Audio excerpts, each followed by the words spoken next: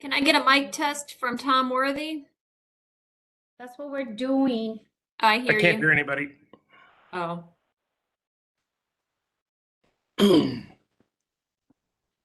Okay. Tom Van Dorn, can you We hear should me? And can try you give that me a one. mic test? No, the mute, because he can't hear anything.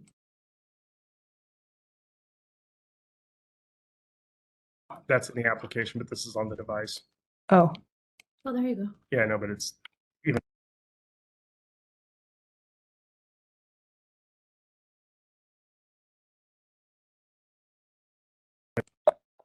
Okay. Yeah, we got it.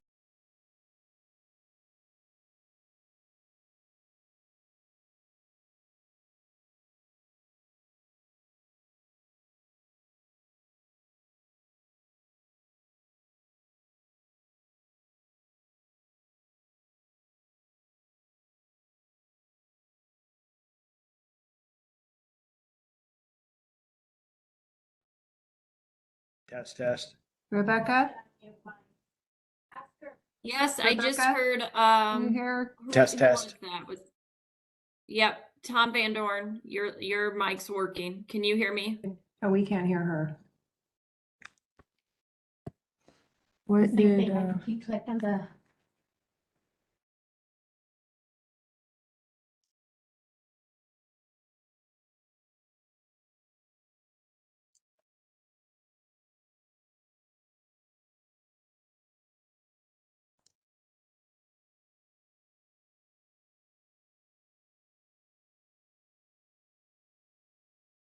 Rebecca, can you hear us? Yes, I can hear you. Okay, we can hear you too. Okay.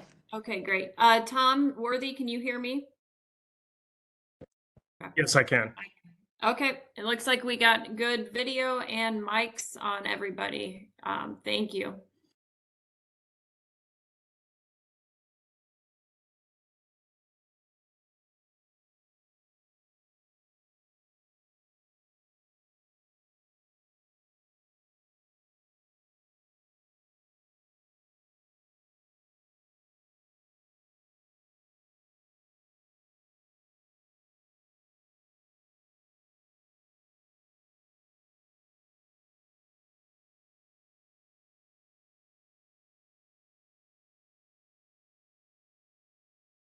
Okay, we'll be starting in a few minutes, but you're welcome to take off your video if you want a moment to rest.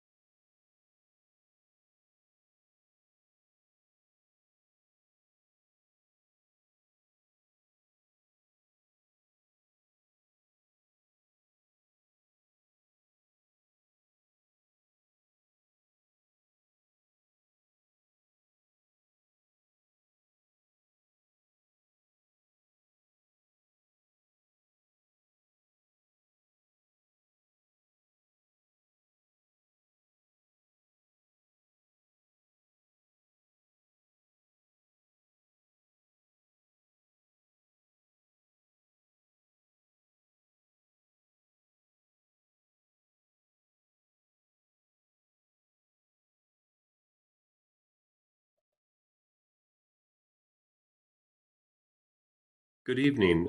My name is Lawrence Lavectois with the City of Tempe's Human Resources Department. I want to welcome you to the public forum for Tempe's police chief. We have 4 finalists who will introduce themselves in a few moments. First, we'd like to thank the numerous members of the public who already submitted questions for the candidates. Because of the number of questions received and time constraints, we'll be limited as to how many questions we can ask during this forum. Please be aware that some questions were shortened in interest of time. That being said, you still have the opportunity to submit additional questions for consideration to the host via the chat during this forum. Please make sure that your question is general enough that it can be answered by all candidates. We'll now begin with candidate introductions. Each candidate will be given a 2-minute opening statement, after which we will begin the questions, where each candidate will have 3 minutes to answer each question. With that, we will begin with Tom Worthy with his intro. Well, good evening, everybody, and people from Tempe. It's a pleasure to be with you here today as a finalist for the the important position of Chief of Police in the City of Tempe. My name's Tom Worthy. I'm currently the Chief of Police in the City of the Dalles, Oregon.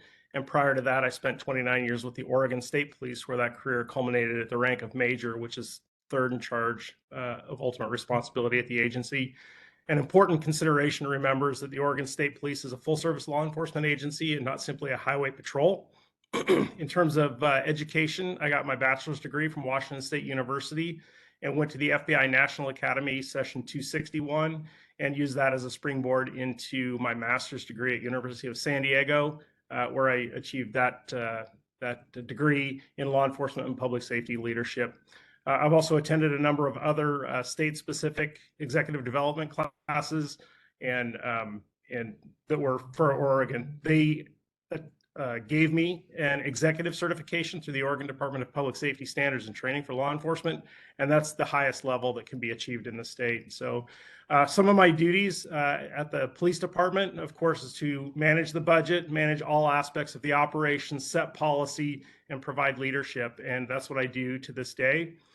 In my experience at the Oregon State Police, I served as the State CJIS Systems Officer, which is Criminal Justice Information Systems, and as a advisor to the director of the FBI. I also served on a number of other state and national boards and oversight entities that helped shape not only policy within the state but abroad. Currently serve as a legislative on the legislative committee for the Oregon Association of Chiefs of Police, as well as the statewide Human Trafficking Task Force and Homelessness Task Force. I also am the accreditation on the Oregon Accreditation Alliance Board of Directors, and I vote on agencies that are applying for accreditation to the Oregon Accreditation Alliance. So that's a little bit about me, my background. I'm super pleased to be here. I'm anxious to engage with the community, listen to your questions, and provide you answers. So thank you for that opportunity. And Ken McCoy. Ken McCoy. Good evening. Thank you for being here. My name is Ken McCoy, and it's truly an honor. I'm just grateful for this opportunity. I'm a retired police chief from Anchorage, Alaska. I've served for 27 years with the Anchorage Police Department, which is the largest police agency in Alaska. We had about 600 employees. That's 450 officers with another 150 support staff. As chief of police, I have 2 priorities. One is building an internal culture at the police department where everyone feels welcome, valued, and that their contributions matter. And my second priority is with the community, building trust, giving voice to the underserved, advocating for the marginalized, and fighting for justice. So in addition, to serving at the police department, I am an Army veteran, and my career spanned over 30 years combined service with the Army and police department. So with the police department, I served 27 years in just about every position within the department. I started out as a patrol officer. I served time as a community policing officer. I progressed through the ranks as sergeant, detective, lieutenant. And when I became deputy chief and chief, My priorities, again, were building those relationships and that internal culture. And some of my greatest accomplishments came from bringing the community and our police department together. So after 27 years, I retired from the police department. I moved into the private sector where I was very blessed to join an organization that shares many of my values of compassion, dignity, and justice.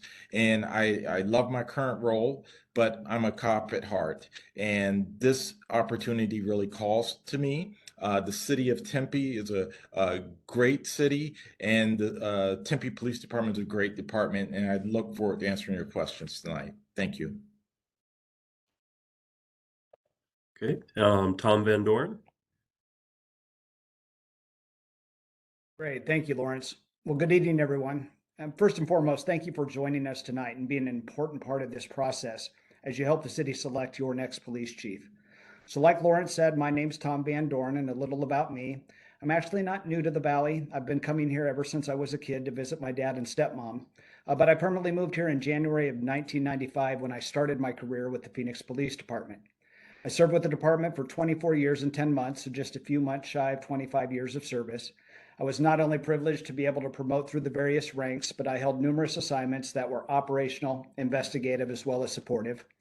I was an investigator and a supervisor in our Professional Standards Bureau, and I was one of the department's legal advisors as a sworn police officer, as well as a legislative lobbyist, not only for the department, but for the Arizona Association of Chiefs of Police.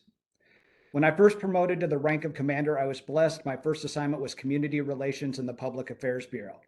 I had the privilege of being able to oversee our community response squads, our community engagement and program teams, our crisis intervention teams, our bias crime squad, the 12 advisory boards to the department, the police cadet program, and our public information officers. But I also had the oversight and the responsibility of doing the reporting and the implementation of the Community and Police Trust Initiative. And that is similar to the makeup of the Public Safety Task Force and the recommendations that we have here in the city of Tempe. So I had that assignment for a little over a year, and then I was assigned as the commander of the Black Mountain Precinct in North Phoenix.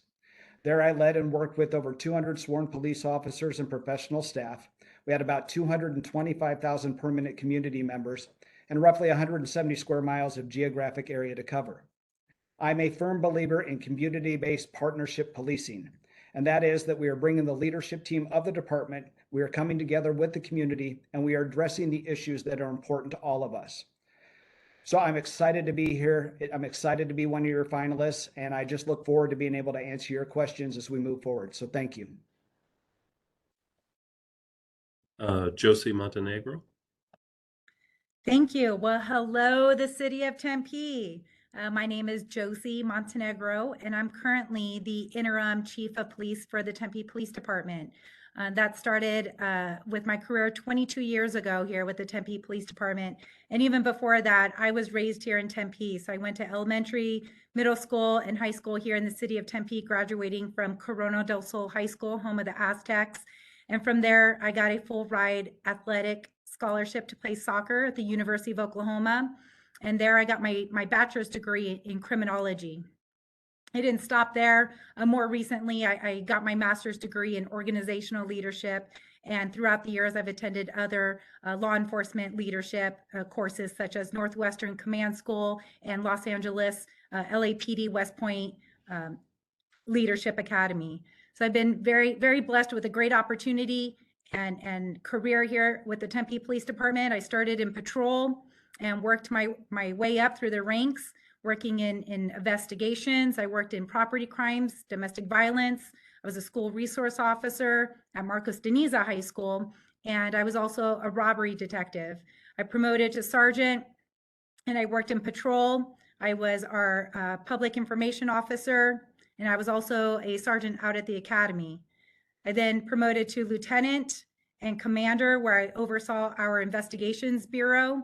And then I was very fortunate to also be assistant chief and now currently chief of the Tempe Police Department. And again, I'm very grateful for the many relationships that I've had throughout the years here in Tempe. Even in high school, I worked at Dairy Queen at Rural and Elliott for 2.5 years. And I even worked at Neiman Marcus at Arizona Mills Mall. One unique quality about me I just want to share is that both my parents were immigrants to the United States.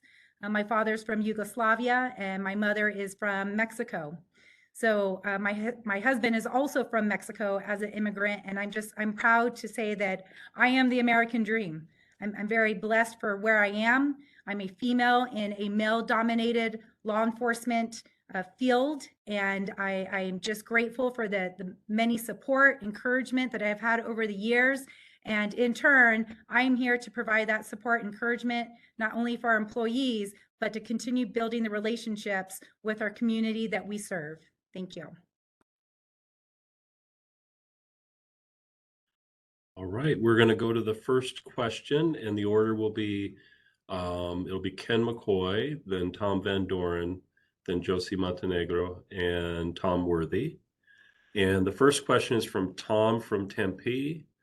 Over the last decade, police department workloads have risen steadily while their resources have stayed somewhat constant or often declined. Responding to increasing calls for service, reducing crime, and managing police resources are all critical responsibilities for a chief of police. This is a two-part question. Please describe in detail what methodologies you will employ to determine how uniformed officers' staffing will be deployed.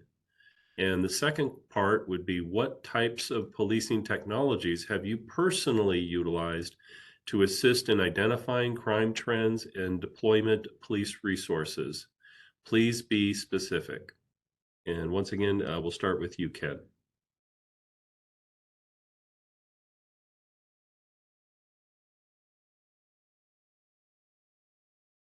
Great. So thank you for that question. So staffing is one of the big issues facing law enforcement agencies across the country.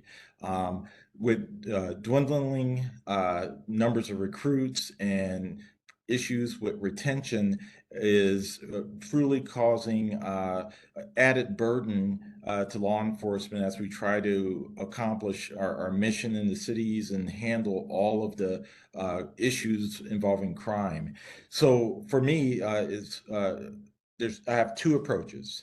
I have a data-driven approach where we utilize our crime analysis units to see what hotspots we have in the community to figure out how we can best deploy our officers. Where are the crimes happening? What time of day? What are the trends? Are we able to get ahead of that? And we have to utilize our intelligence resources also to show if there are patterns and different groups who are committing these crimes so we can interdict there. So it's a holistic approach in using our data while at the same time connecting with our communities to learn what is going on in their individual communities, to learn what those issues are, how should we respond, and what is needed. So it's definitely a holistic approach where we use our data to determine the best deployment resources,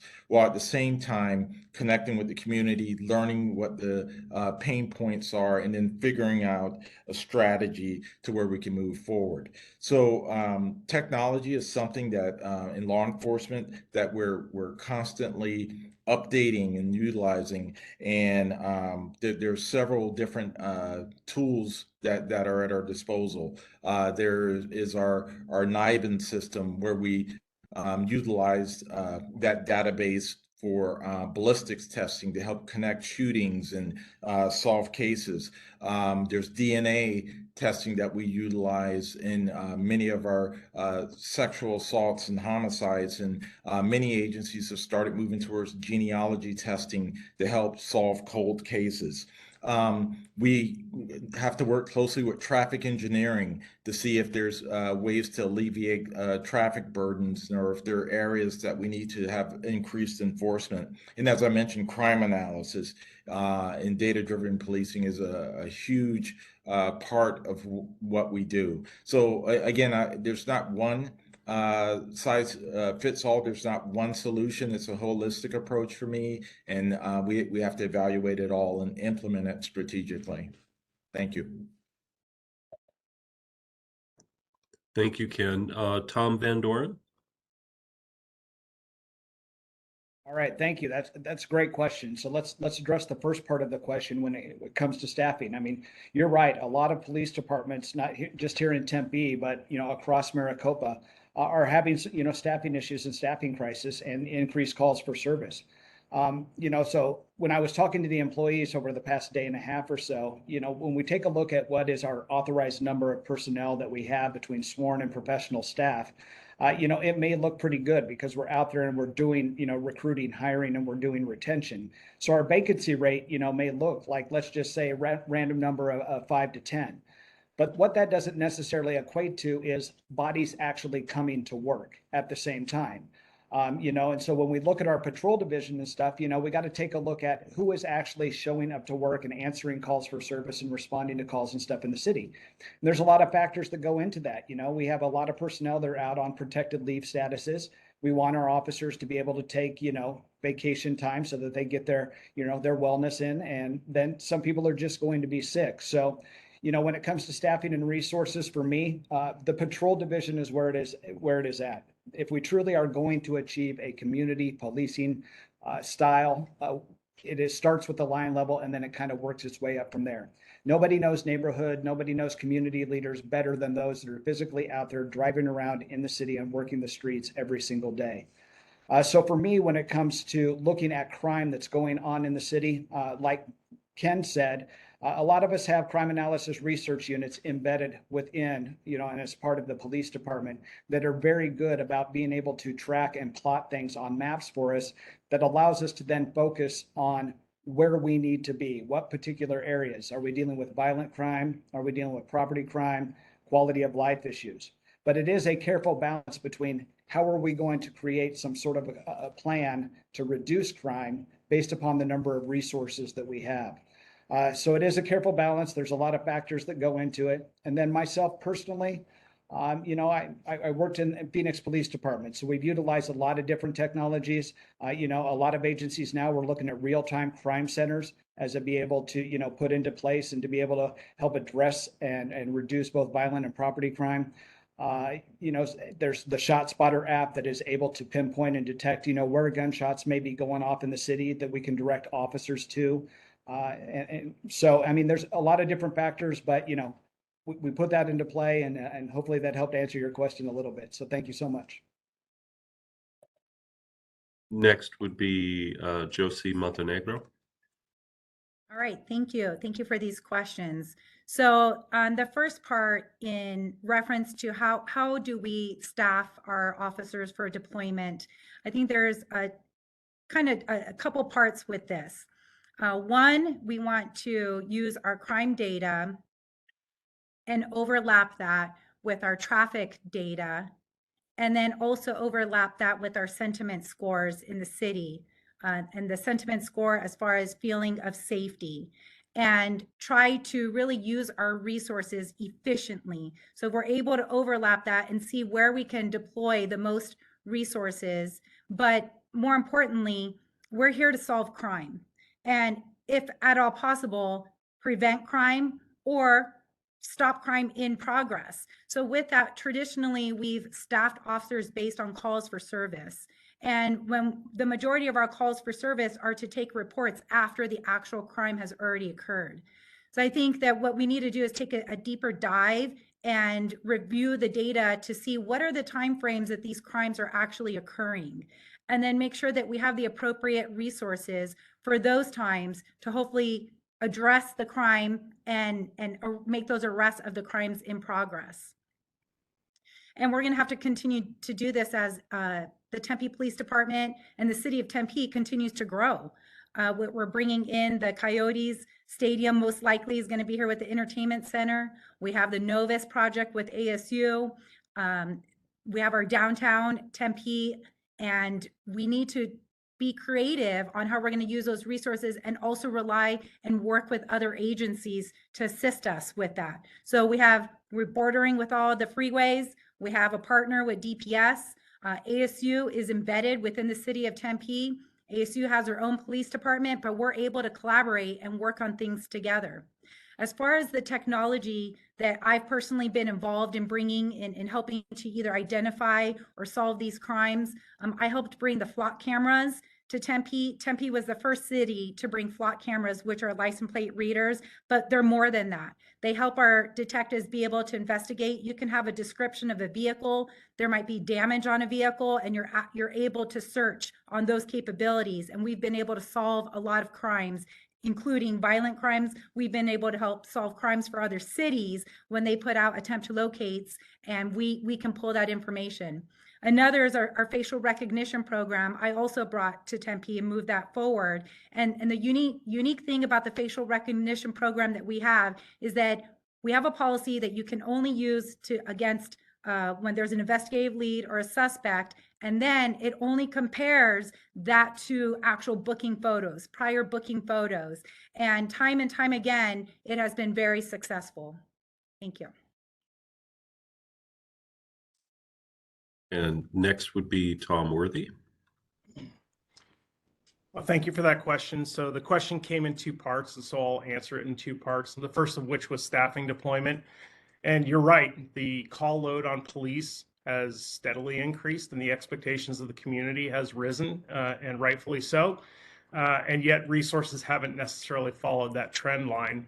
And so in terms of utilizing best our available resources, the only response to that is to use an evidence-based practice where information available to us is plotted geospatially across the map, and we can have the correct resource in the correct location at the time when it's necessary. But that's not a complete picture of what it needs to be, because there's still communities out there and there's still neighborhoods that want and need and deserve to see police officers patrolling there and working. So the first question is going to have to be, what's important to the community? Do you want us to be in the neighborhoods? Do you want us to be in the schools? Do you want us to be in the work zones? Do you want us to be in the entertainment district? Or following a strict data-driven approach to crime and traffic safety, which is possible. So the second part of the question was, what technology have you used or deployed to inform these decisions? And that's a great question for me, because I have a very deep background in technology deployment at the state police. We brought in a brand new computer-aided dispatching system, as well as a new records management system. And those two are sort of what we call the core components of law enforcement information that we use and interact with every day to inform our decisions and provide us with immediate, actionable, and accurate information to the officers in the field, so they can make decisions based on the information that comes through those tools. So I think the answer to the question is that you measure what you value. And if we value preventing armed robberies, or we value preventing car break-ins, or we value proactive activities, we need to measure that and then plot it again over a map. So there's plenty of tools out there through automatic vehicle location tracking systems that can help us to show, hey, guess what? Nobody patrolled this certain neighborhood last night, and guess what? We got hit there. So those things are available to us, and then take that information as a source of truth, as long as we're sure it's accurate, and put it forward to the community through interactive dashboards on the website, where you can go in and answer your own questions about, this is important to me, what's the police department doing in regard to this or that?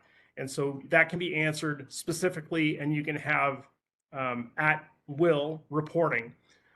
So I would say the Tempe Police Department, in terms of technology, can have anything. They cannot have everything. So we're required to be fiscally responsible, and thought and analysis needs to occur before those investments take place. And also the community has a right to do a privacy impact analysis on those and say, hey, that's just a stretch too far for us, or no, we're comfortable with that. So that's my answer to the question, and thank you for asking it. Okay, for the next question, let me give the order so you'll be prepared. It'll be Tom Van Dorn, then Josie Montenegro, and Tom Worthy, then Ken McCoy. This question has a lot of information on the front end and then the questions on the end. So I will go through this. This is from Bill from Tempe. The Tempe Police Department has had robust community engagement programs under the last 3 police chiefs, and according to the FBI, has more officers per resident than all the other East Valley agencies and even the Phoenix Police Department. According to the latest FBI crime reports, Tempe has the highest crime rate in the metro area, including Casa Grande and Maricopa. Based on the serious felony crimes per 1,000 residents reported to the FBI, Tempe's crime rate is 51.71, while Phoenix is 42.86, Glendale's is 40.69, and the average for the East Valley agencies, not including Tempe, is 18.45 serious felony crimes per 1,000 residents. ASU has its own police department with 45 officers, and ASU crime numbers are not included in Tempe's crime numbers. The belief that ASU is responsible for Tempe's crime problems has been repeatedly debunked. So, if you're selected to be the new Tempe Chief of Police, how do you plan to bring down the crime numbers significantly and make Tempe the safest city in the metro area and instead of the most crime-ridden? Tom Van Dorens first. All right. Well, Bill, thank you so much for the question. It is an important question. So I think when it comes to taking a look at the numbers, what's important to, kind of point out to people and things too is look at the previous years and what some of Tempe's crime rates are with respect to, UCR Part 1 crimes, some of our more violent crimes and property crimes. And let's just, for example, I'm not saying this is the case, but let's just take, for example, that last year that the city of Tempe had 0 homicides, all right, in 2022. But now we have 1 or 2 going into 2023. Well, you're going to see right then and there, about a 100 or 200% increase in violent crime and homicides. So I think when we're taking a look at the numbers and stuff, we need to also make sure that we're doing an explanation of why we're starting to see some of the increases and comparing it to previous years and the crime that was taking place then. So what I can tell you is, when I looked at the Tempe crime stats, I mean, I do see some gradual increases, but I would tell you, I think the Tempe Police Department is doing a very good job overall of being able to, control and reduce violent crime and property crime offenses here.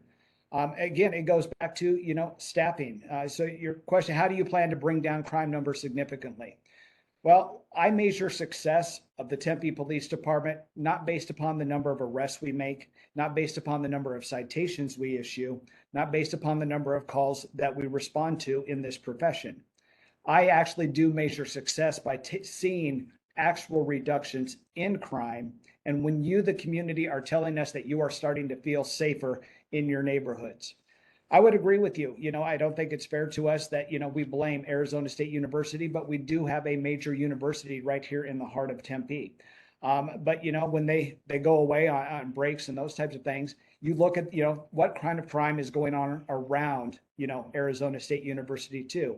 And just like the previous question, it's just important for us to focus on, not only the violent crime issues, but what is important to you as a community.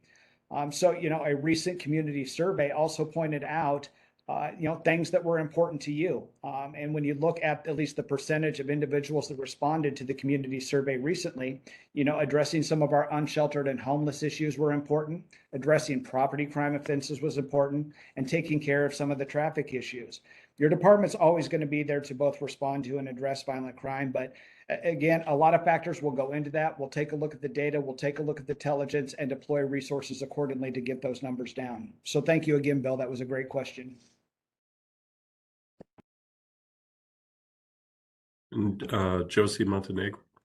Okay, thank you. So I'm not sure on the report that was provided in reference to the 51.71.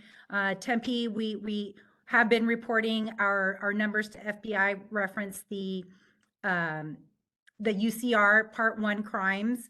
And so we review those on an annual basis here for our city. And so from 2021 to 2022, there was a decrease from 49 to 42. What I will tell you is that last year we transitioned from UCR Part 1 crimes to NIBRS, which is the National Incident Based Reporting System. And that is for all the states, all the cities to start using NIBRS for a reporting basis.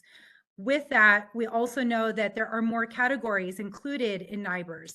And there's even a crimes against society. So it's also accounting for drug offenses. But another example is that if there was, for example, a sexual assault that turned into a homicide previously per UCR, you had one incident reported, which was the highest crime, that was just the homicide. Now with NIBRs, all the crimes are being reported. So it is important to keep an eye on that and assure that we are prioritizing the crime, because that we're the police department. Our responsibility is to fight crime and make this community a safer place by reducing crime. So we will continue to look at those numbers and assure that we're addressing it. There's a lot of factors to take into account, even for our location. And you're right, ASU has their own police department and they're doing their own reporting. Tempe is centrally located. We border with Phoenix, Chandler, Scottsdale, Mesa, and all of our freeways. There's direct access in and out of Tempe. We have a large population. On census, we're about 185,000, but we know that our daily service population is well over 300,000. And then you talk about the special events. That impacts our numbers. As a city, we want to have many special events. Ironman, Pat Tillman run. There's the list is endless as we bring in large numbers of people, and we want them to feel safe in our community. So again, as we transition from UCR to NIBRs, it's going to be extremely important that we look at the numbers and assure that we're working to have those numbers trend downward. Thank you. Tom Worthy. Thank you for that question. It's a good question, and it's a fair question, because after all, the police department is ultimately responsible for battling crime in the community. While we engage in all of those other aspects of community-oriented policing and engagement with the community, and trying, to meet the community on all of the levels or all of the fronts for which they're asking for services. So, in terms of crime rates, I would urge caution in characterizing Tempe as crime-ridden. It certainly doesn't feel that way when you walk the streets.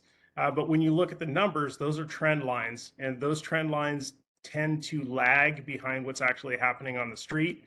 So hopefully, that's something that can continue to trend down.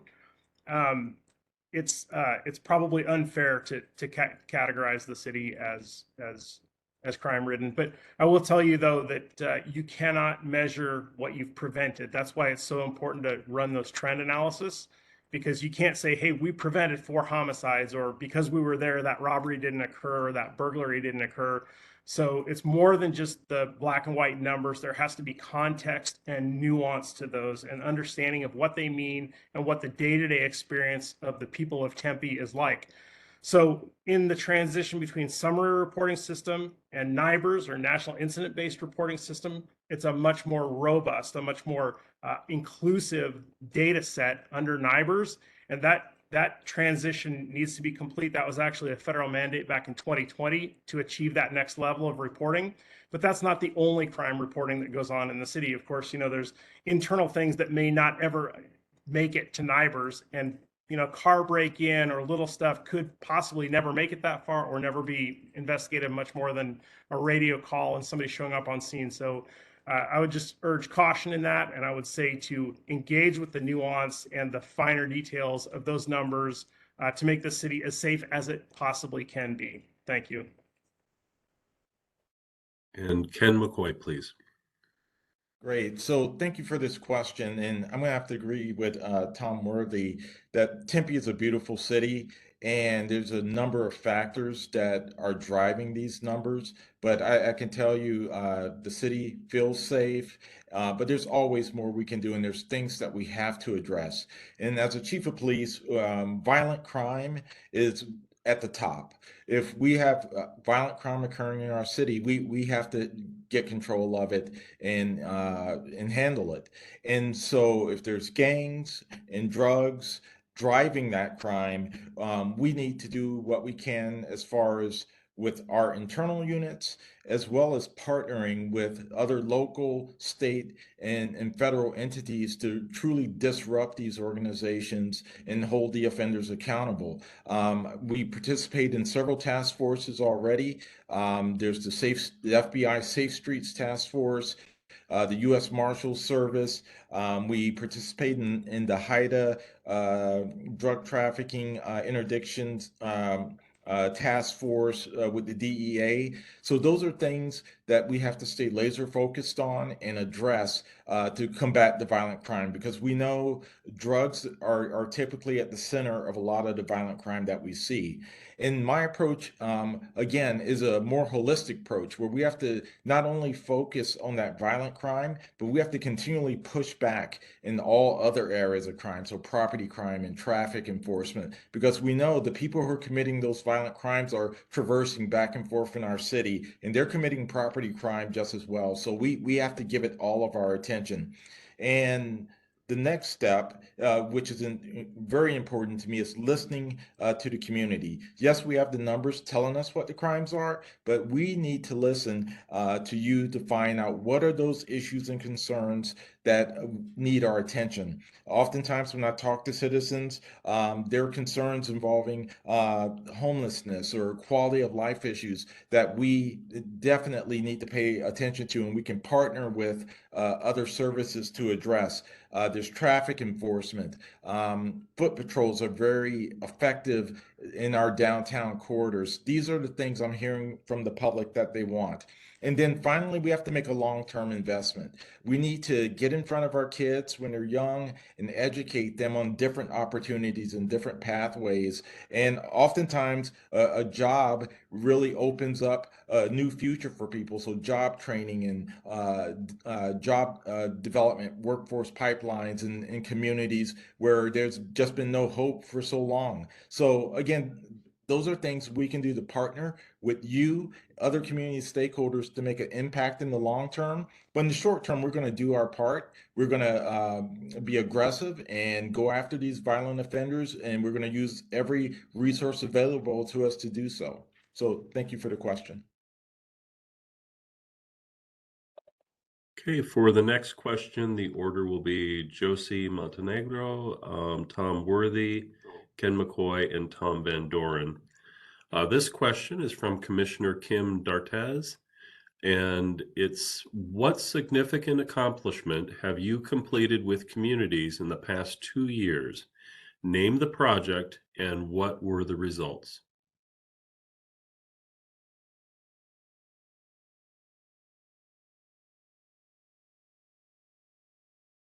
Oh, great question, Kim. Um, as we were coming out of, well, I shouldn't even say coming out, but COVID was a huge community project that I was personally involved in. It was a city impacted, really a national pandemic. And with that, it was me and a representative from the fire department that were incident commanders for our city to review our daily numbers, our weekly numbers, work on logistics, work on different plans. We are going over remote work for city employees, trying to determine when was it safe to come to work, but having PPE equipment for our essential employees, because our essential employees span more than the police department, fire department. We still had waste collection and streets, and it was really, truly a community project that was at a large scale. So that was something that I valued, the experience working with many different city departments. But again, as incident commander, I had the overall responsibility to have weekly meetings. And then as we started to pan off and have biweekly, monthly, until eventually we were able to be in a safe zone. Let's see, another community project. I would have to say it's the community engagement. For example, I just recently went to our opioid forum that we had with our youth at McClintock High School. And there's many, but to be a representative there of the police department and help answer some questions. Again, this is another pandemic that we're seeing nationally with fentanyl, and especially with our youth and our vulnerable population. The drug is so cheap, especially here in Arizona, as we border with Mexico, and a lot of the drugs are initially coming up, and because it's so cheap, it's very accessible. And so the importance of speaking up, being a representative, discuss issues and concerns. And for me, a big push that I would like to see is additional rehabilitation centers. I've met with the Salvation Army recently. They're moving locations within Tempe, but asking what is it that they can do for our community. And what my stress is rehabilitation, not only just for adults, but primarily for our youth. There's not a lot of options. When I worked at Marcos de Niza High School, meth was a problem back then, but the amount of parents that were looking for resources that were here locally and that they were not going to have a lot of money to send their kids anywhere. So those are just a couple of examples. Thank you. Next is Tom Worthy. Sure. And so the question is really about something that I have delivered in the last 2 years for the community. And a number of examples come to mind. You know, within the last 2 years, I was engaged in the 2 or 3 years, engaged in the riots in Portland as an operational incident commander down there. I also sat on our incident command team for COVID response. And also chartered and executed a multi-million-dollar, over $20 million technology refresh at state police. And all of that is things that I've done in the past, but you know, they don't really move the needle in terms of this question, I don't think, although they were very important and significant at the time. You know, of course, there's our agency's response to fentanyl, which I've been directing. But also, I think the thing that I'm most proud of is initiating from the very genesis of the idea all the way through the implementation and the execution of our accreditation at my department. And in doing so, found my way onto the Oregon Accreditation Alliance Board of Directors in order to fully understand and more fully engage in that accreditation process. So it's not just within our own department, but within all the departments across Oregon, Alaska, and Washington who want our services for accreditation endorsement. And I find that to be very important and significant because it uplifts the entire agency. It is a rail-to-rail examination of policies, procedures, training, operations, everything, all of it. And it really helped me as the chief of police in the city of the Dalles to ensure that we were achieving best practices and that we were meeting all of the 6 core pillars of 21st century policing. And if anybody on the call isn't familiar with that, that's building trust and legitimacy within our community. It's a refresh of all of our policy and oversight. And by oversight, that means supervision. Our use of technology and social media has greatly expanded since my arrival, and our community policing efforts, as well as crime reduction in partnering with our neighborhoods, has been a very big step forward. And then also our training and education within the department, finding those weak spots, finding those blind spots within the department, and uplifting the skills of the officers, and then also addressing officer safety and wellness. In our department, hey, we do yoga and we have a cat, and there's other things that we can do to more fully engage with our employees to make sure that they are well and that they are prepared and ready to go out and serve the people, because we can't serve the people if we ourselves are unwell. So I think that's a couple of examples, but primarily surrounding accreditation. The City of Tempe Police Department needs to move in that direction, and you wouldn't go to a hospital or you wouldn't go to a university that isn't accredited. It's important the Tempe Police Department is too. Thank you. Ken McCoy is next. So thank you for this question. And, you know, this is near and dear to my heart. As I mentioned, my priorities, one of the top priorities for me is building trust with the community. And we do that through engagement. So over the last few years, I was very intentional about making that happen, bringing our officers in the community together where we can understand one another, we can learn more and bring that awareness and build that trust. So some of the projects and programs that I implemented, we had a Citizens Police Academy where we invited the public in for 1 day a week for 13 weeks to spend time with the police department, to learn about it, to learn why we do what we do in our operations and policies and procedures. But most importantly, I wanted the community to get to know us, to get to know our officers, and vice versa, for our officers to get to know the community. Very important program.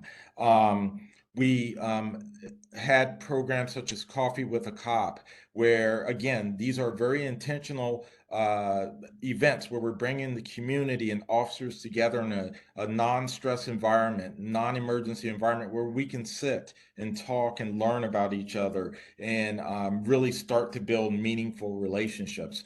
Social media is a big component for us to offer transparency and communication with the community, sometimes with a little bit of humor, but it was just a way of engaging. I took part in citizen task forces. We had a community police relations task force where we came together on a monthly basis to talk about burning issues and topics and how, again, we could work together. Members of the public would come before the task force to present concerns to us, and we were able to take that information and address it in a timely manner. Again, all about engagement. Uh, Kids, we have to reach our youth, and we have a school resource officer program, which does tremendous work in providing safety for our children. But I also view that as a community engagement program where our officers are mentors and being those role models to our young people. Again, showing them the opportunities in a different way and showing law enforcement in a different way. My philosophy for the police department is we serve in the most professional, compassionate manner possible. And that's what we intend to do. And these programs just continue to bring us together to do so. Some other programs that we had at my department at back to school time, our officers would participate in clothing drives called the Clothesline Project to help kids get new clothes for school and backpacks and so forth. And finally, I regularly participated in held town halls and meet and greets where the public can come out and talk to me and my officers and learn more about us, and we can learn more about them. So again, very near and dear to my heart. I know I'm out of time, so thank you for the question. And Tom Van Dorn. Great. Thank you for the question. So right now, I'm also a deputy county attorney and public safety liaison. That is my current position that I hold today. So I am the liaison between the county attorney and all of the law enforcement organizations in Maricopa County. And we have about 30 of them between state, local, and federal. One of my main functions, though, is to both respond to and train attorneys that go out to all of the officer-involved shootings and in-custody deaths that occur in Maricopa County. So I think one of the most significant accomplishments that we did when I was taking a look at some of our most internal processes is what we call our Critical Incident Review Committee. And it was a committee that was made up of senior attorneys in the office that would review these high-profile critical incidents. And our role is to make a recommendation to the county attorney as to whether or not the actions of an officer are justified under the law or not. But no different than law enforcement agencies, prosecutor agencies too are constantly looking for best practices, not only just here in the state of Arizona, but also across the United States. And so we took a look at some of our own internal processes. We did also take a look at this critical incident review process. And I'm proud to say we opened it up to the public and stuff. And we now also include community member consultants as part of that process. Non-law enforcement officers, non-attorneys, to be able to provide that important perspective, to be able to make recommendations to the county attorney as well, no different than those with the law degrees or those that actually investigated the crime. So I think that was a significant achievement for us in the county attorney's office here in the county. Then I'm just going to go slightly back just a little more. I know I'm supposed to keep it within 2 years, but to my time with the Phoenix Police Department, when I was the commander of the Community Relations and Public Affairs Bureau. I oversaw the 12 advisory boards to the police department that made up the extremely diverse community that is the city of Phoenix. So I got asked to, though, redo it. We had a lot of members who were really no longer active, hadn't been active for quite some time. So what I set out to do, though, is what you found is with those advisory boards, it was more the department coming out and telling you things that were going on in the department. But it wasn't a two-way flow type of a conversation. All right. I wanted to not only be able to share things that we were doing within the department, but we also made a requirement now that those advisory boards and those community members, you come back and you teach us and you tell us what you want us to know so that we can spread that around to the officers and all of the various ranks. The component that was missing though was that youth and young adult voice. And I know Ken hit on it right here. We are just as much a police department for our youth and young adults as we are for everybody else that is out there. And they have strong opinions about their police department. So it is extremely important that we engage with them. So I think another significant accomplishment was adding that youth and that young adult voice to the advisory boards to allow them to actually have a voice at the table in how their police department's being run and how it's being operated. So thank you so much for that question.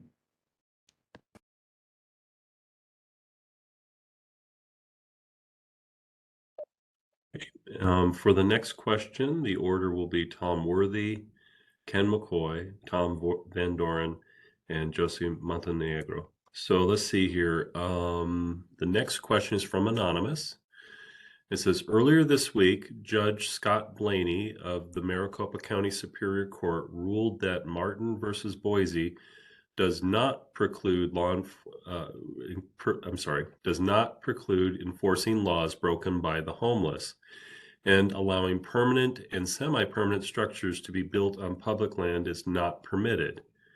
If you become chief of police for the city of Tempe, will you commit to enforcing the laws and keeping public spaces safe from criminals living in homeless encampments throughout the city?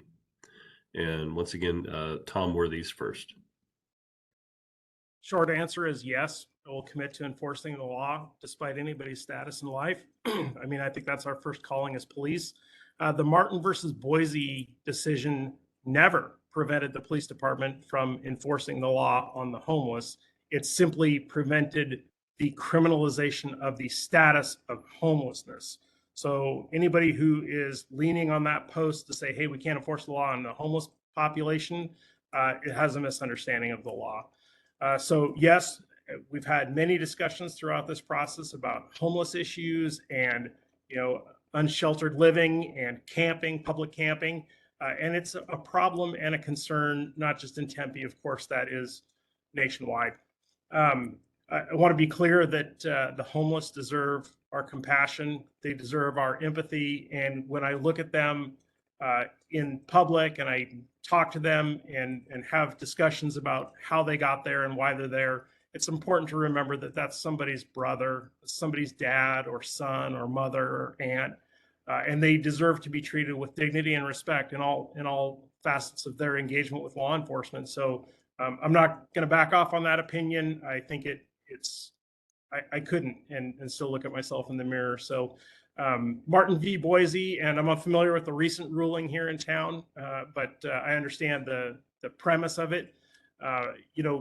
There are things that can do. And Martin versus Boise never said that you couldn't prevent camping. It said you had to do it under certain circumstances and you had to provide shelter options and hold property if people are moved off or have an enforcement action taken against them.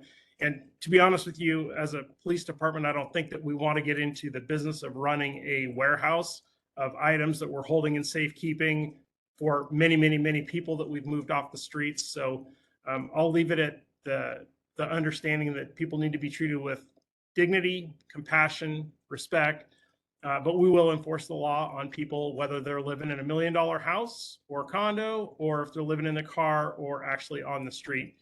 That's our fundamental duty, and I think that's within the oath of office when we swear to enforce the law.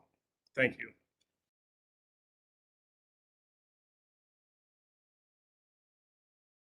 I think I'm next. So Yes, you are.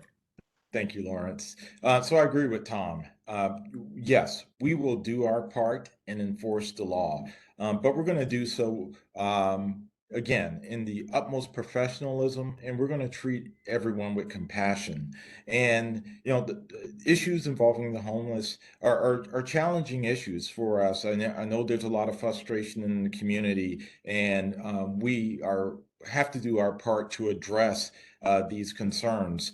So when a crime is committed, we will enforce the law citywide, no matter what a person's status is. But again, Martin v. Boise made it very clear that it's not a crime to be homeless, and we can't criminalize someone for that status. But if a crime has been committed, we will enforce the law.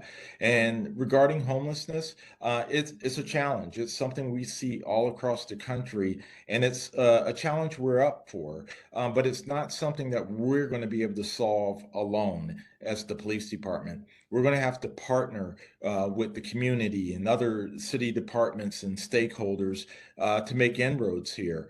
And like I said, we're not going to be able to do it alone, but we can be a great partner. We can even be a leader in the space. But our role is to help bring people together, the appropriate resources and outreach and social services.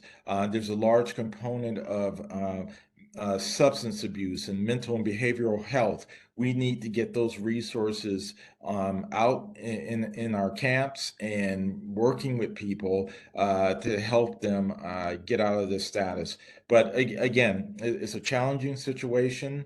It's something that we will definitely stay involved with and work very closely with our partners to address. But again, at the end of the day, most of the activity that's occurring is not criminal, and we need to bring the appropriate resources to address it.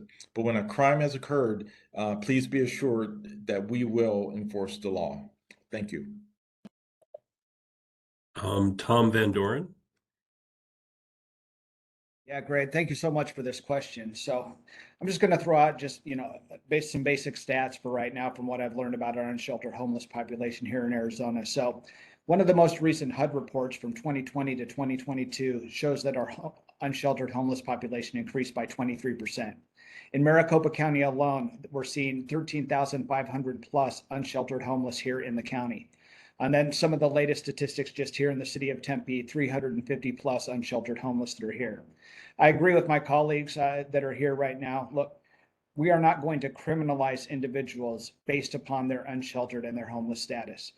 All right, our unsheltered and homeless are part of our community. They are fellow human beings. They deserve dignity, respect, and professionalism, and compassion and empathy from all of us. So in those cases where we don't have any sort of criminal activity that's occurring, Martin v. Boise to me is kind of a last resort, because we can't enforce the law. I'll explain a little bit about it here in a second. But in those cases where we have no actual crime activity, there is a role for us to play in law enforcement. But it's definitely not something that we're going to be able to arrest our way out of, and nor should we. All right. It is not just a sole law enforcement problem. It's a community problem. So we need to be doing our part to reach out to like Care 7 and the HOPE program here, and go out and try to get people, access to resources, whether it's mental health, substance abuse, shelter, employment.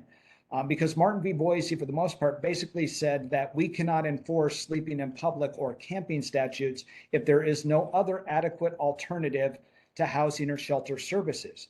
So it is important for us to constantly be monitoring what adequate services and what adequate, housing and shelter services do we have here before we can enforce that portion of the law. Because it is, it's tied to the Eighth Amendment and a constitutional right. So it's a constant evaluation that's going on, and it's a tool of last resort. But when it comes to our public spaces, I agree with my colleagues, regardless of who we are, all right? Any person out in a public space, they're meant to be enjoyed by everybody, whether it's our parks, our preserves, our trails, anybody that is committing criminal activity in our public spaces, regardless of your sheltered or unsheltered status, I am going to support and want officers to go ahead and take enforcement action. But as a chief, it's also my responsibility that during those times of enforcement action, I can continue to utilize my position, work with prosecutors, work with the courts, engage in conversations for those low-level and first-time offenders to ensure that we have, appropriate diversion programs in place that can allow individuals to be put on a pathway to success. So it is an extremely complex problem. It's nothing that we're going to be able to solve in the 3 minutes that each one of us candidates gets here. But I think if we all come to the table, that we can offer up some viable solutions to what is facing us here in the city of Tempe. Thank you. And Josie Montenegro. Thank you. So it's clear we've all stated that being homeless itself is not a crime. A recent example that we dealt with here in Tempe was a large community of unsheltered living in the river bottom. It was it was a community. They had built structures. They had a store down there. They were selling sodas, drinks, other things to each other. They even had their own security down in the river bottom, and they started their own gang name to patrol themselves in the river bottom. We started getting information that a homicide had occurred down there. We did 5 extensive searches in the river bottom until we finally found a partial body. And it had been wrapped up significantly with industrial strength saran wrap. And it again, we had to do several searches and pair up because there were significant safety concerns going down there related to paraphernalia, loose dogs, other concerns. So that's a recent example where, as a city, wanting to lean to the police department to, well, just get everyone out of there. It wasn't that easy. They had dwellings there. And so we had to really work as a city and a community to address that. And the police department was not the lead department in removing those personnel from the river bottom. So we had to come up with a comprehensive plan, which dealt with, we have a city code that it is against urban camping. And so if there are shelter options and they refuse those shelter options, then there is no option to stay where they're not permitted to be staying.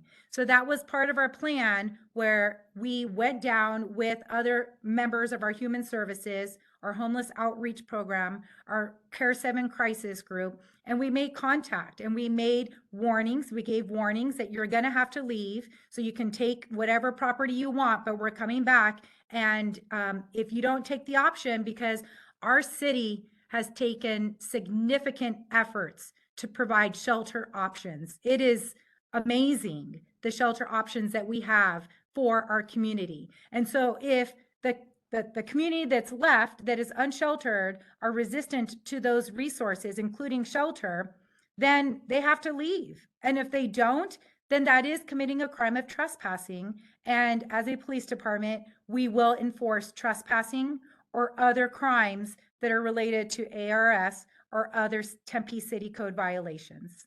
Thank you. Okay, we're going to take a very short intermission, and we'll be right back.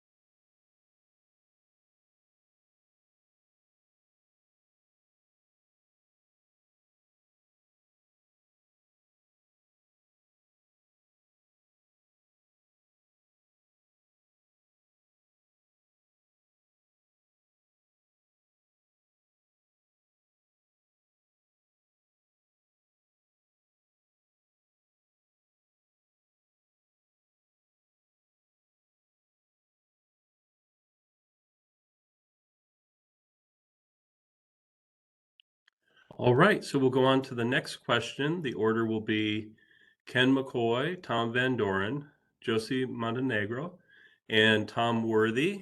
And this question is anonymous Tempe resident.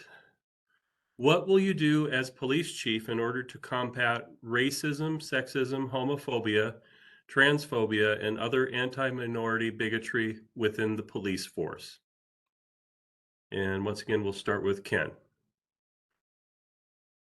Great. So thank you for that question. And, first of all, I just need to be absolutely clear. We would not tolerate any form of hate or racism within the ranks of the police force. And so this goes to my priorities. One of my top priorities is building an inclusive environment at the police department where everyone feels welcome and valued and that they belong. And again, this is a top priority for me. Looking at our agency, figuring out how we can be more diverse. And again, we all know that more diverse organizations are more effective, and we truly need to look to ensure that we're reflecting the community we serve. Because again, having those diverse voices at the table and within our ranks will only make us better. Will only make us connect better with the community that we're to serve. I'll take it a step further. We often you hear agencies and departments talk about diversity and having a diverse workforce. Well, I want to look and see where that diversity falls within our organization. Is it all at the entry level, or do we have diverse levels of supervision and leaders within our department? Again, helping to bring us to where we're all working together and thriving. So this is an important piece for me, building that inclusive culture. And if we get reports of racism or discrimination or any form of bigotry, it will be taken seriously. We will investigate it and determine whether or not it's credible. And if so, we won't tolerate it. There's no place for it. And again, I always tell my command staff that we have to model the behavior and the expectations for our department. And again, that's professionalism and compassion, and everyone gets treated with dignity and respect. We have to model that. And what I ask my command staff is that look at how we're treating our people. If we are treating our people poorly, how do we think they're treating the general public? And so again, it all comes down to the behavior that we accept, the behavior that we model, and how we go about being an agency. And again, for me, it's about being an inclusive police department where everyone is welcome and valued. So again, thank you for that very important question. 3 minutes is really not enough time to go into this topic. It's so big and so broad, and there's so many aspects of it, and there's so much work that we have to do to be better and to build trust with the community. But it starts from within. We have to make sure our house is straight first. So thank you for that question. Next is Tom Van Doren. Great. Yeah. Thank you so much for the question. Like Ken said, I mean, the Tempe Police Department. Sorry, guys, the computer just completely fell down. So I'm going to hold it up here while I try to get through this question. So there's already a policy of zero tolerance for this type of behavior from a police officer. So if this is occurring, you do need to go ahead and reach out and let us go ahead and, start an investigation and taking a look at that. So when it comes to, again, diversity, equity, inclusion, like my colleague, are we Sorry. trying to fix this at the same time? No, go ahead. All right. Diversity, equity, inclusion within the department. I say, you know what? It starts at the top, it's infused in the middle, but it's kind of driven by the bottom. So like Ken said, our employees need to feel valued within the department. Can they see themselves within every position in the department? So I try to take a very complex, again, we get 3 minutes here, sometimes what can be a very complex, difficult, and uncomfortable conversation that we need to embrace and kind of do it this way. So I say, for me, diversity is everybody is being asked to the dance. Inclusion is everybody is going to be able to dance. And equity is different than equality. because equality is that we're going to give everybody a bike. But equity is actually that we're going to give everybody a bike, but the bike is unique and custom and it fits them individually.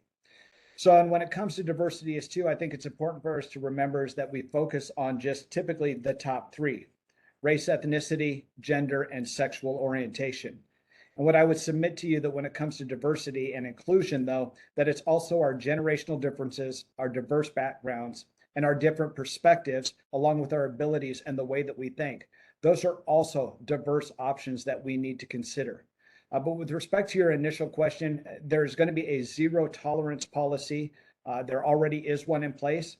It is up to me to ensure that, I pass that down through the various chains of command and the employees know that that type of behavior isn't going to be tolerated. And if it is, that we're going to properly investigate it and deal with it from there, whether it's discipline or suspension, depending upon the severity of the situation. So thank you so much for the question. This is an important one. Appreciate it. Thank you. Now Josie Montenegro. Okay, thank you. Yeah, just simply put, there's no place for hate within our police department, whether it's hate related to racism, sexism, homophobia, and anything. I've shared many times, it's 2023. Our officers are really our entire police department. It's just not our sworn officers, but everyone has gone through so much training that has to do with bias-based training, different training with human rights and dealing with our marginalized community and having understanding and relationships. So if we're doing all that training, there's no excuse to say that they did not know any better to treat someone even within our own department with hate. I think what's more important is to open lines of communication, because there's so many different avenues that, one, we need to be monitoring. We live in a day and age of social media, and we need to assure that our officers are not putting anything that's inappropriate. We have policies even against what they post on social media. We are police officers and we are here to protect our community, so we cannot associate with any hate or tolerate any hate. One thing that I have shared is that even as a new officer, so it was 22 years ago, but there's a couple other examples even after that. But I was brand new out of the academy, super excited, eager to hit the streets.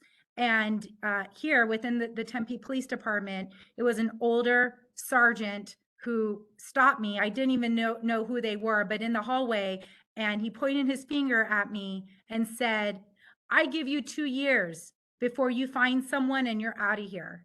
So it was really disappointing that he was making judgments, not knowing that this was my passion. As a young kid, I wanted to go into law enforcement. I had an opportunity to get free education with my athletic scholarship, and I got my degree in criminology only knowing that I wanted to go into law enforcement. So at that time, I've never forgotten. People will never forget. But it made me stronger, and you don't know the impact that it's going to be on people. And so what we need to do is encourage our employees that if there are issues, if there are concerns, who can they speak to? We have a director of diversity, equity, inclusion. We have our human resources that they can go to. We have a safe haven. As the chief of police, I want to be an option. So there's many avenues, but really it comes down to communication to assure that we do not have that within the Tempe Police Department, because we are a diverse police department and we serve a diverse community, and there's just no room for hate. And next is Tom Worthy. Thank you for that question, that important question. And in leadership, there's this old paradigm or saying that you can expect what you accept. And just to be perfectly crystal clear, hate has no place in law enforcement. Not at the Tempe Police Department, not at my current police department, anywhere. It's wrong, it's immoral, and it can't be tolerated. So racism, homophobia, bigotry, any of those hate-based attitudes has to be drummed out of the profession if it exists there. So you asked, how do you do it and what do you do about it? So I'll give you some concrete examples. I think it starts with the background check for new officers and to thoroughly vet their involvement in potential hate groups or hate ideology as much as we do, hey, your past criminal history or your past drug use history, and make sure that those attitudes aren't being brought forward into the police department, because if they exist before, they're going to exist interior, and we cannot allow it. So background screenings, and then also social media. Police officers are free to be on social media. Tempe Police Department is on social media, but monitoring, what are you liking? What are you putting out there? It's like a reflection of what's on the inside. And when that is troublesome material is brought forward on social media, we have an obligation to investigate that and make sure that we don't have somebody with a problem or that is bringing hate into the workplace or has a bias against a certain group. So we know that in law enforcement, we earn the community's trust every single day. Every call, every phone call, every interaction, every time we're out having a sandwich in a sub shop, those interactions matter, and it is easily lost in a flash with one stupid thing, one dumb post, one bad actor ruins it for all of us. It tarnishes the badge, it makes us all look bad, and hate will have no place in any police department in which I'm affiliated. Thank you. Okay, the next order for the question will be Tom Van Doren, Josie Montenegro, Tom Worthy, and Ken McCoy. And this question is from Robert from Tempe. There have been a rash of police incidents over the past several years that has eroded trust between the community and the police. In fact, there have been a few high-profile incidents of this nature that have occurred within the boundaries of the city of Tempe as well.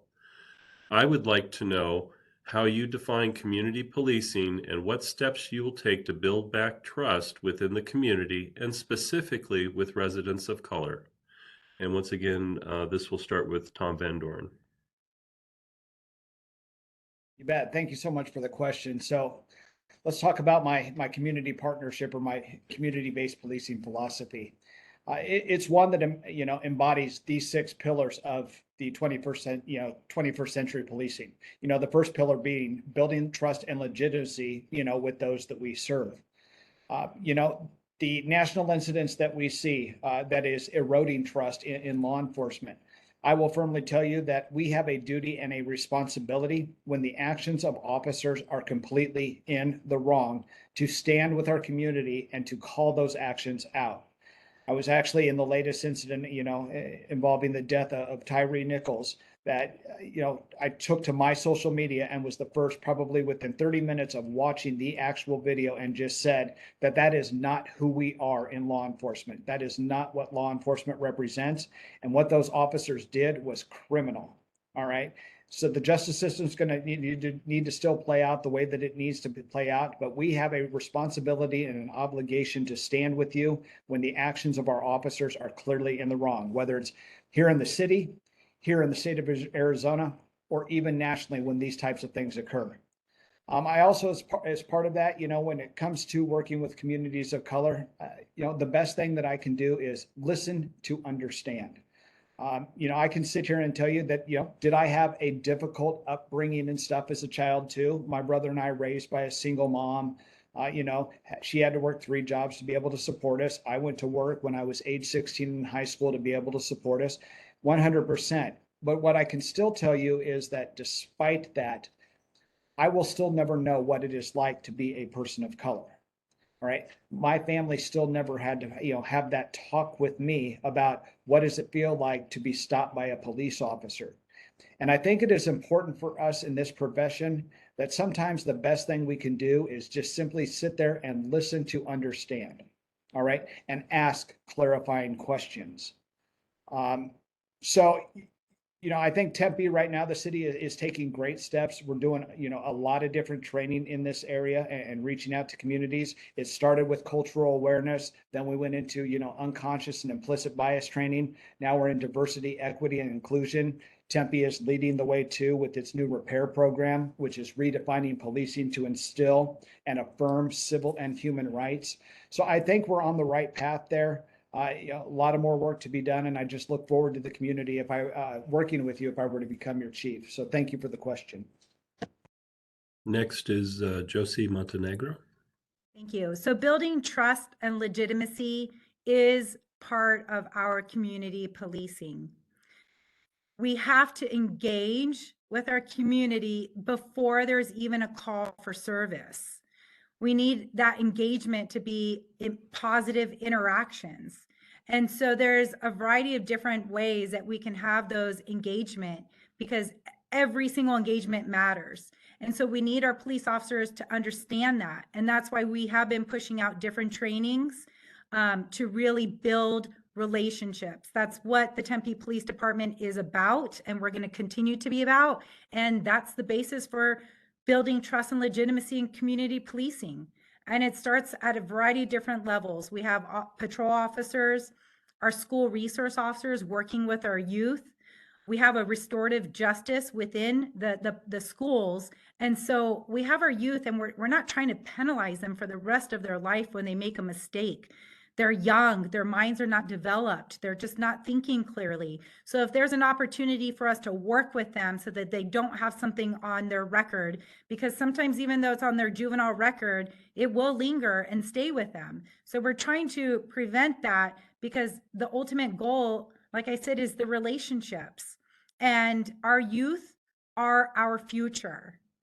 I went to school here in the Tempe Police, or in Tempe, and I remember my school resource officer. That was an additional motivation for me even to want to build those relationships, but then go into law enforcement itself. And so there's other programs that we also have that we're trying to encourage that. We just recently partnered with Fulfillment in Training. And so that's a program that's going to be doing exercise with our community, primarily our community of minorities and our law enforcement, and getting them to work out and having strength coaches there. And it's to build the relationships and make sure that people feel comfortable with law enforcement. We are there to protect. We don't want people afraid of the police department. We want to be there to answer the call for service when they are in need. Thank you. And next is Tom Worthy. Well, thank you, Robert, for that question about eroded trust within policing in Tempe and beyond. And you're right, recent occurrences across the country can be viewed here, and those things spread like wildfire. It goes fast. When something goes wrong, there's police misconduct in Florida or California or you name it, people are going to know about it here. And that, as I mentioned before, continues to, in some manner, tarnish the badge of the Tempe Police Department. So it needs to be guarded against vehemently all the time, with rigor and continued force as we watch for bad actors within the police department. You asked about my community policing philosophy, and yes, that's the philosophy that I stand on as a police leader, is community-oriented policing. And some people throw that term around and they don't really understand what it means, or how do you know it when you see it. And I'll tell you that in my estimation, community policing doesn't mean soft on crime. It means partnering with the community, standing there saying, shake my hand for public safety, agree to be a witness, agree to be a reporting party, help us help you. Let us know what's going on in the community, and have that dialogue and that constructive conversation that helps us understand what the needs of the community are. And then when you hear your officers out on a call, hey, respond to this 7-Eleven, respond to this grocery store or car dealership, here's a description, and they're like, hey, I think I know that guy just off the description. That's when you're witnessing community policing, when they know their community so intimately that they don't have to have a name, photograph, and fingerprints to identify somebody. They know them because they know them. That's community policing. So building trust and legitimacy is so important in police work that it's literally pillar number one in 21st century policing. That report, which was commissioned by President Barack Obama, is now 9 years old. And it's still the foundational, the preeminent document in policing in this century. It's very important that we understand that document, that we apply those principles to policing in Tempe, and then listen to the life experience of the people in this community that can help inform us of what they want, what's important to them, how are their interactions going with the department, and then make sure that we guard always for those unintentional biases or those unknown biases that we may have. And those are hard conversations to have, but training can help, and move forward in conjunction with our community in partnership for the community safety of the people of Tempe.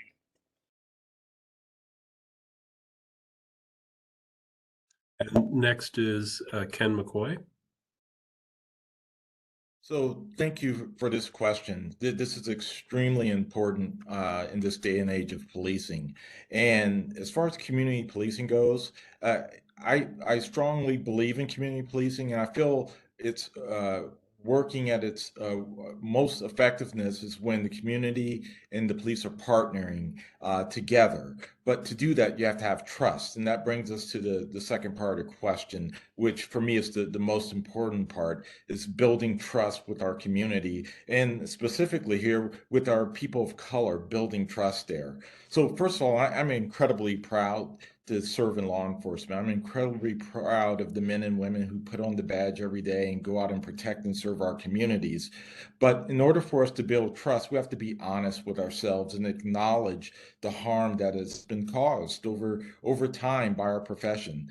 We have to acknowledge that and not be defensive and be open to those difficult conversations about how we can and have to be better. And that starts with us being transparent and being accountable for our actions and holding bad officers accountable. And for me, I mentioned bringing the police and the community together is so important, to break down those barriers, to get to know one another at a personal level, to understand that we all want the same things. And that's how we will combat bias and breaking it down, by getting to know each other, getting to learn from one another and hear those shared experiences. Training is important.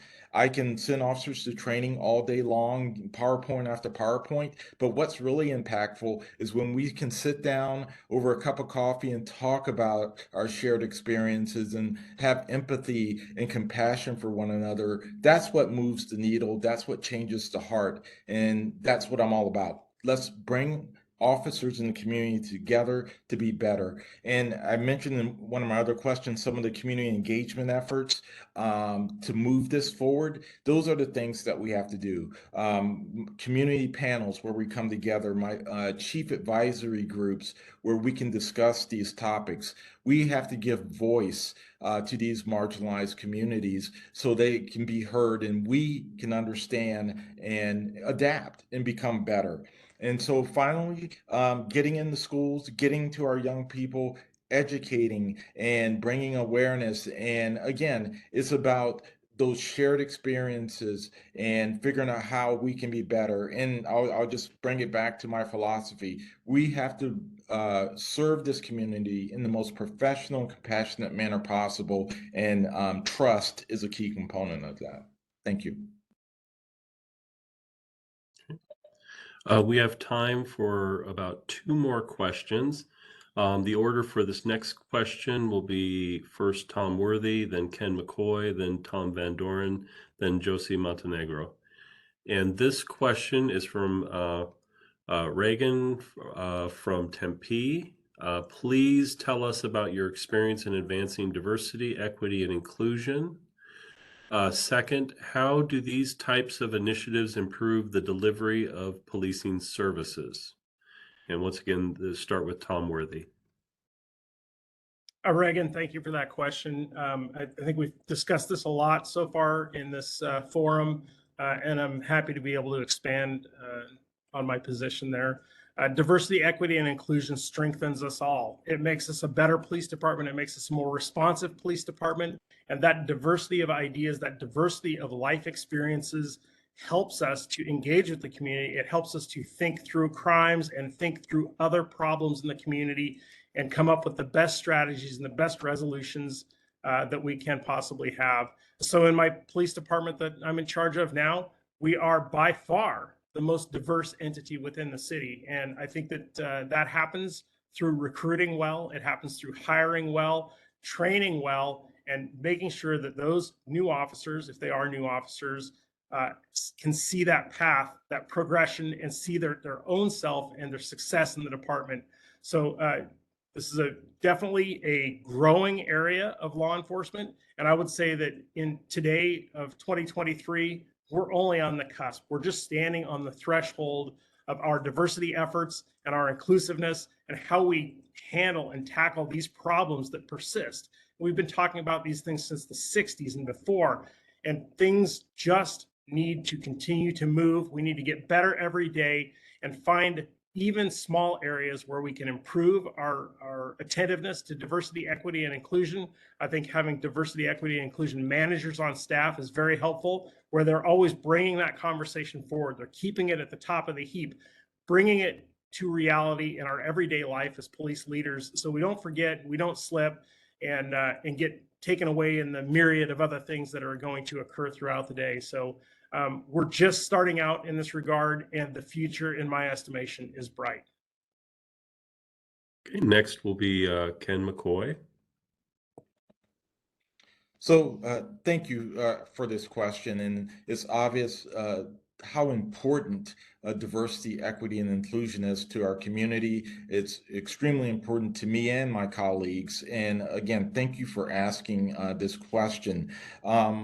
As discussed earlier, it starts with our internal culture at the police department. We have to ensure that we have a welcoming environment where all of our employees feel valued and that they belong. And that's the culture we have to build internally, because what happens internally manifests itself externally with how our employees are interacting with the public. So we have to ensure that we have an inclusive environment where we're treating everyone with dignity and respect, and providing opportunities for our people of color and other minorities within the department, our promotions fair, our assignments fair, training, and so forth. We have to ensure that we are doing our part internally. And then externally, that comes to the trust question again. We have to get out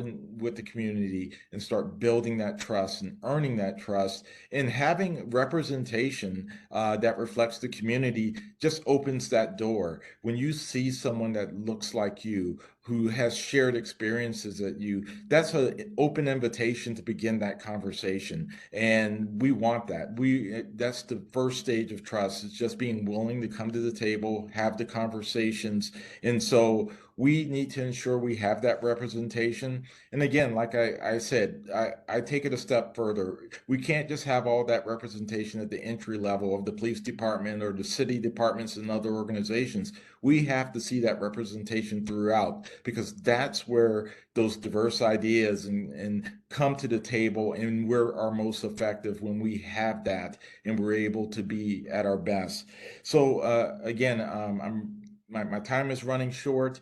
I really appreciate this question. We could have a whole forum and panel just on DEI, because there's so much to it and it's so important. So I'm sure these conversations will continue, but thank you very much for this question. It's a top priority for me, and if I'm selected to be your chief, we will definitely continue this effort and have further conversations about it. So thank you. And next is Tom Van Dorn. Great, thank you. Well, I agree with my colleague Ken here in those things. First of all, when it comes to delivering quality services that are out there, it starts with us within the organization first, and whether or not the employees feel valued, whether or not they can see themselves at all levels in the organization. And it's up to us as a chief. Again, I call it again, start at the top, infuse in the middle, and kind of work from the bottom on your way up, and being able to create that internal culture where they feel valued, where they feel represented. And again, it goes beyond just the top three that we tend to focus on, in my perspective. So we need to look at, again, those generational differences, the diverse backgrounds, and the different perspectives, on top of race, ethnicity, gender, and sexual orientation, because diversity is so much more. And so it does start with us internally and things first, because if we have low morale, that's going to probably equate to poor quality of service when we go out and we respond and we interact and things with the community. So it's extremely important for us as police leaders to work from the top to the bottom and from the bottom to the top to ensure that we are creating a work environment that they feel valued, that they believe in, one that they want to work for. So that starts with us. And then I agree with Ken too, and then that equates to the community. So if they can feel valued and they feel that they have trust in their leadership in the department, their level of service is going to be the same when it comes out and answers calls with the community or when we go out and when we talk to people. The community also needs to feel that they are represented, within the Tempe Police Department at the same time. It's not just the employees. Do they see themselves at all positions, within our organization? And it's not just the sworn police officer side, but even in our professional staff side of the house, whether it's our communication operators, forensic services unit, records, detention officers. Right. So if you take a look, like I said, we focus on the top three for the most part. But if you take a look at some of the current demographics and everything else, Tempe is doing a pretty good job so far, but it doesn't mean that we stop there. There are still some areas that I think we need to focus on so that we are showing more levels of representation, particularly when it comes to looking at, sworn and professional staff that are Hispanic, Asian, and Native American, along with, and I know she'll probably touch upon it here, women in law enforcement. Josie is a good friend of mine and all of that, but you look at the percentage of women in the Tempe Police Department, and we're at 15.6%. All right, on the sworn side, and 85%, that are male and stuff like that too. So, we've got some work to do because there needs to be a lot more female representation within our ranks and stuff too, in the law enforcement profession. So thank you so much for that question. I greatly appreciate it. All right, Next. so it's me. And so I want to revert back to, I used the example when that sergeant pointed his finger at me and only gave me 2 years. Now to counter that, I want to express my sincere gratitude for the many men and women who did support me, who sought me out, who mentored me, who helped me promote, and not just because of my gender or ethnicity, but they helped me prepare so that I had good work product and good work quality that helped me get to those different levels of supervision. In turn, that is now my responsibility, and that is what I share with my command staff.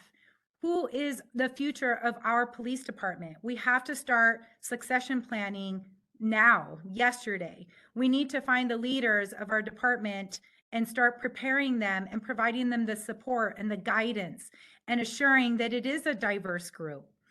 Because again, the goal is for our police department to mirror our community. And we do closely mirror that. But as Tom said, we can continue doing even better. Tempe is a diverse city. And then we have Arizona State University embedded, which is extremely diverse. One of the largest universities nationally and drawing international students. So we come into contact. All those students who go to ASU don't all live on campus. A lot of them are living in apartments and condos in Tempe. So to be able to have an extremely diverse police department is extremely important. And the Tempe Police Department is part of the national campaign for the 30 by 30, which is having 30% women by 2030. Unfortunately, Tempe was kind of ahead of the times. When I started, we always hovered around 17% women. And until more recently is when we took a slight dip. So we're just over 15.5%. But again, what are our recruiting efforts? Who are we targeting? I played college soccer. And so we can go after these athletes from ASU, and there's so much diversity in the athletics program, and encourage them to come in. But that's only one avenue. We really need to be creative and working with other entities of education, whether it's NAU, Rio Salado Community College, MCC, it's really endless. So we really need to be innovative in continuing to bring in a diverse culture within our department, because we have so much to offer. It's wonderful here. And I love sharing the benefits that our city offers to all of our employees. And I take pride in sharing that with everyone. Thank you.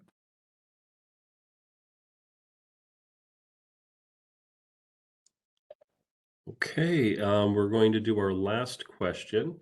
And the order for answering the question will be first Ken McCoy, then Tom Van Doren, then Josie Montenegro, and then Tom Worthy. And this question has some information at the beginning with the question at the end, similar to a question we had earlier. This is from Debbie from Tempe. My son has several disabilities, autism, anxiety, and PTSD. Several years back, my son and I met a previous Tempe police chief at a private party. He discussed his concerns, and we were invited to several coffee meetings with them to address his concerns. There were some actions put in place, but we are not sure the next police chief followed through to keep those positive actions in place. I believe at the time only 18% of our officers were trained in autism and how to interact with someone with autism. I am not sure what the percentage is currently. If you are chosen as the next chief of police, will you and how will you ensure increasing police training of autism? And are you willing to meet with my son and I to not only ensure those past actions are still in place, but also move forward with other solutions in addressing police calls that involve people with autism? And once again, this question, we begin with Ken McCoy. So great. Thank you for that question. And first and foremost, the answer is yes. I'm always willing to meet with members of the public to discuss concerns and solutions. That's what it's all about. Having that trust in us that we can sit down, figure out what the issues are, and then work towards common solutions. That's where we want to be. So yes, absolutely. I would love that opportunity. And as far as training our officers go, yes, every day is a journey. We are all learning. We're always trying to get better. And if there's things that we can do to provide better service to our community, yes, we want to partner with anyone that's willing to partner with us to educate ourselves, to educate our officers, and to provide the best service possible for our community. And so, this takes form in many other fashions of things that we educate our officers on. We do a lot of work in crisis intervention, ensuring our officers are CIT trained so they can help intervene in situations involving behavioral or mental issues. I would like to take it a step further. At my former agency, we had co-response units where we had officers partnered with social workers and clinicians, and they would respond in the field to address a lot of these various community concerns. And again, that started out with someone coming to us saying that, hey, this is a concern in the community. We would like to see a different police response. And we sat down and we figured out what the solutions were. So again, I'm always willing to partner with the community to figure out what the solutions are and then move towards building a better response model. And again, partnerships is where it's at. I look forward to partnering with the university and a lot of the professionals there to help us understand a lot of these issues that are plaguing our community. And it starts with just the willingness to have that conversation. It starts with you having the trust in us to come and work with us on these many issues. And I look forward to the conversation, and I look forward to providing our officers with additional education and training so we can better serve our community, again, in the most professional and compassionate manner possible. So again, thank you for that question. And next is Tom Van Doren. Great. Yeah. Thank you so much for that important question. So I'll start with your last question. And of course, I think any of us on here as one of your finalists, we are more than happy to sit down with you and your son and to learn more about this. So I'll be honest with you, I don't know what the percentages are for the police department and things either right now by way of training in the autism and other sensory type of issues. It's definitely something that I think we could take a look at. I do recall reading and believing. I do think the city of Tempe is actually one of a few cities in all of that that have received like a certified autism center type of a status. It is something that it is recognized for. I also do believe that the city of Tempe, our communications bureau, offers the opportunity to voluntarily participate, to let us know that individuals living inside residences or apartments have autism or something else that is important. Should we ever get called to your house, that we are preloaded with this information in response to that, so that we can also handle the call, much more appropriately. So it's not a lot of what I know about. I don't know anything. So the great thing about that is I truly believe in surrounding myself with people that are actually smarter than me and people that I can learn from too. So I would greatly look forward to just being able to sit down with you, with your son, and decide how we can be better in this area as a police department. One of the advisory boards that we had, at least in my Phoenix time and stuff too, and I'll have to take a look at the police chief advisory board here in Phoenix, is do we have cross disability representation on the advisory board to be able to talk to us and work through those issues. So if we currently don't have that type of representation, I would definitely be looking to add that to the advisory board here within the police department. So thank you so much for the question. Thank you for the invitation. And if I become the chief, I look forward to meeting you in the near future.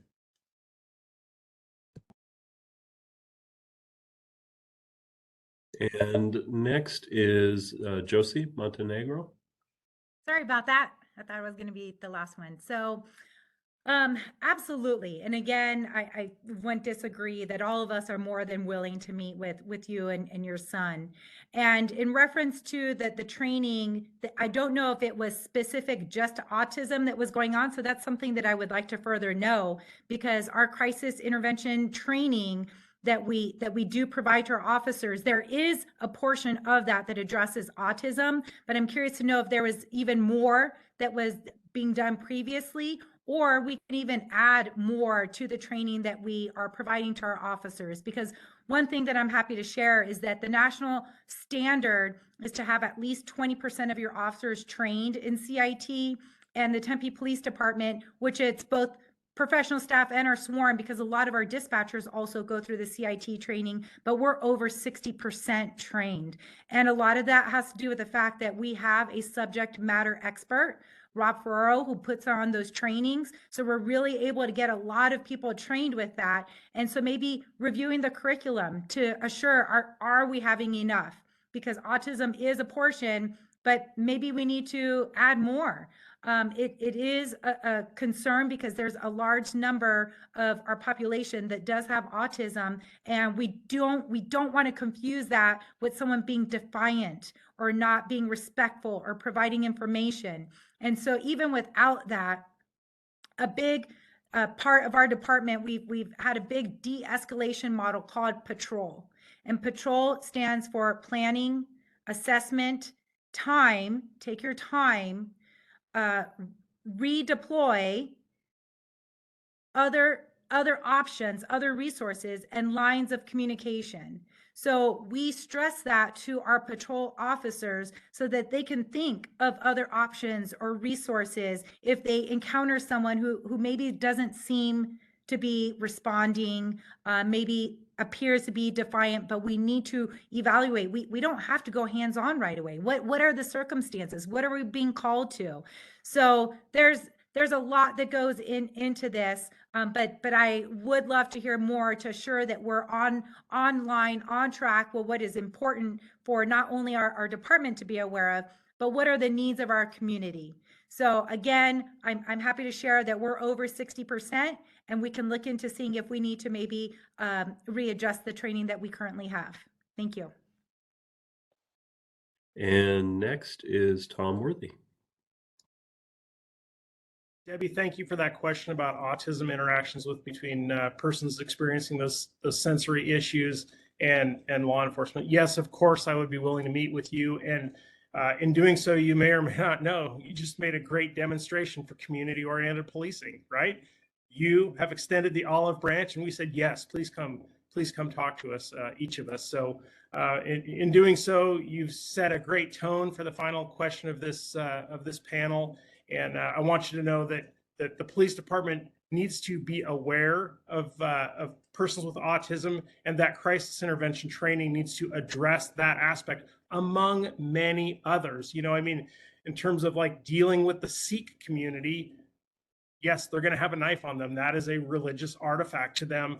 And so we need to understand all of those areas with which the cultures and the people and the various ailments that somebody might have, and how we can best serve those people. So it does come back to training. It comes back to policies and expectations. And also, another thing that we can do is we can note in our computer-aided dispatch system that, hey, a person with autism lives here, or a person with autism frequents here. And then that will aid us in that immediate, accurate, and actionable information at the officer's fingertips to know, hey, I'm about to encounter somebody who may behave differently, who may interact with me differently.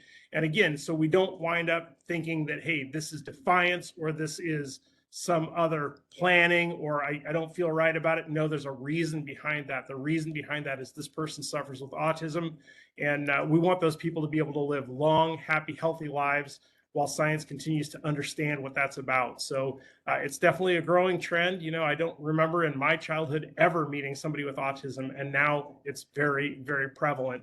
So it's important, and you as a community member and somebody willing to log on and talk to the police chief candidates are important in this. And you can demonstrate community policing so we can move away from the warrior mindset as police officers and towards that guardian mindset where, hey, here's people who need our help. These people need our protection, and they need our help to stay safe and maintain their dignity and their safety within their community and their household. So I appreciate the question. There's more to be done for sure. But as you can see from these questions, there's many, many, many things to be done, and that's one of them. So thank you for bringing that up. It's much appreciated, and I look forward to speaking to you if I get this role. Thank you. All right, well, this concludes the forum. I want to take a moment to thank everyone so much for attending this public forum for the Tempe Police Chief, and we would really appreciate your feedback on the candidates. You can submit your feedback at www.tempe.gov/police-chief as one word until Friday at noon. We have placed a link in the chat, and that should also help you. So once again, we appreciate your feedback, and if you can, please submit that feedback by Friday at noon. This concludes the forum.